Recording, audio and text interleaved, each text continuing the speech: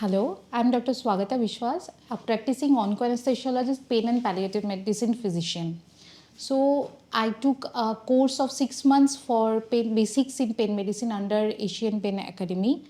We used to have our weekly classes for 6 months where we learned thoroughly about the theoretical part of each basics pain interventions, both the USG guided and fluoroscopy guided, which was followed by an extensive workshop for 4 days where we learned hands-on practices on mannequins for fluoroscopy-guided procedures, on different spinal procedures, foraminal procedures, joint procedures, and also the basics of MSK-guided interventions in pain medicines.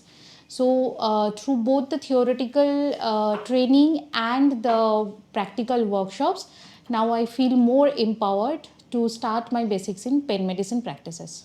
So thank you, Asian Pain Academy.